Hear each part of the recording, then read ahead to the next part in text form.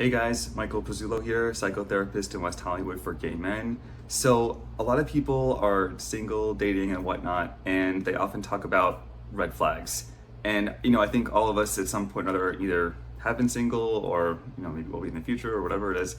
And we worry about, how do I avoid the pitfalls of dating? Because I think most people have had some hiccups or two. And I do agree that most people spend too much time in relationships that are not right for them. And so if you can catch red flags early, you'll save yourself some time and, quicker get to the right relationship for you. With that being said, when I look online and, hear other people talk about red flags to avoid and so on and so forth, I do feel like most of them are pretty generic and obvious. Like, don't date someone who, insults you or belittles you or is a raging narcissist or so on and so forth. So I think most of them should be pretty obvious. Don't date someone who blatantly disrespects you. But I want to talk more about some more subtle red flags to consider if you've just begun dating someone and you're considering if you want to continue things going. So the first one is if they constantly belittle other gay men. And I don't mean people in particular, but I mean like the gay community. If you're with someone who is, constantly issuing complaints about the gays, the gay men are this, gay men are that, we can't do anything right, they have endless gripes with just the psychology of gay men, I would take issue with this. The reason being that there's nothing wrong with having complaints about the community and voicing concerns and wanting to share those.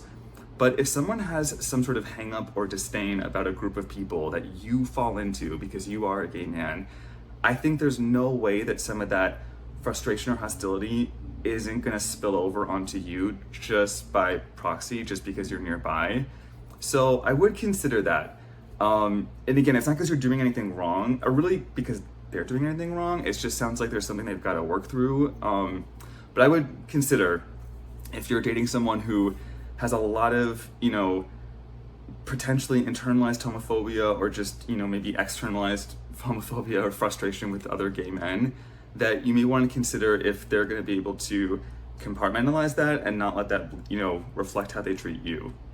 The other one would be chemsex. And I think, when we talk about chemsex, we talk about like using drugs and sex together, often in a, more compulsive, addictive way. It's often meth and G and things like that, which I think is, more obviously something that might catch your attention. But I would even consider more subtle substances like poppers, alcohol, things like that. There's nothing wrong with using a substance every now and then to heighten a sexual experience and have a little extra fun or whatever it is. That's okay. But if someone is habitually or always using them, I would be a little bit suspicious about that, because basically you're with someone who has to be chemically altered to have a sexual experience with you, which really could be indicative of a lot of other things going on.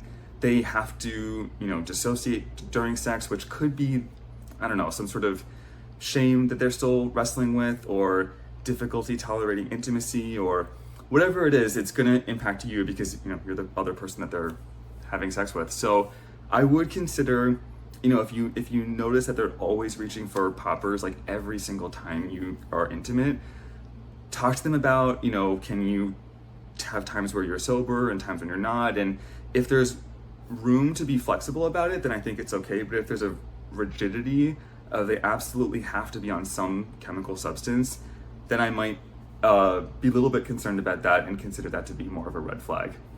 And then the last one that I would bring up is really not about gay men in particular, it's just about people, but dating someone who doesn't have a strong sense of self, or really I should say any sense of self. You'll hear this a lot from people that they date someone and then they'll say 10 years later, I don't even know who this person is, or they've completely changed. And usually what you'll see in those scenarios is that they were with someone in the beginning who just didn't really know who they were. And over time, they developed their identity, they developed their values, their belief systems, and so on and so forth, which is a good thing. But it's not that they were person A and then they just morphed into person B. It's that they really weren't a fully formed person to begin with. And the reason I bring this up is I think a lot of people do walk around in the world without a strong sense of self, which is okay. I mean, that's part of being a human and developing and learning about yourself and the work we do on ourselves. But if you are dating someone who is not fully formed, for lack of a better word, I would expect them to evolve. And the evolution might be great, but it might not align with you. So the person that they are becoming or evolving into may be fantastic, but it might not be that the final product might not be someone that you're totally aligned with or just compatible with. So again, like it's not that they're doing anything wrong or that you're doing anything wrong, but I would expect an evolution. And if you're okay with that, if you're up to be on some sort of journey with them, then I think you'll be fine. But if you're expecting them to be consistent, I think you're going to be disappointed, because I think you're going to see someone emerge in front of you who will in some way be a little different than the person that you're getting to know, at least right now. So see if they have a sense of self, see if there's a consistency to their ideas and their ideologies, and if there isn't, I would be a little bit weary about that as well. So that's all I got. I would say, just in conclusion, most importantly, don't expect dating to be easy. It's gonna be a little rough out there. It is for everyone, but it's like kind of no pain, no gain sort of a thing. If you don't get into the arena, yeah, you might take a hit or two, but you're not gonna get any kind of reward.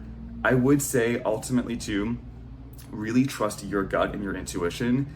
You are gonna be the one who really knows what's compatible with you, how you're relating to another person. Sure, you can work with a therapist and read books, but no relationship or dating guru can be more valuable than your own intuition and your own internal compass about these kinds of things. So really go with your gut as you also get guidance from others and continue to work on yourself. So I hope this was useful. If you have any other red flags that you've come across dating, especially ones that are hidden or less talked about, I would love to hear about it. So let me know in the comments.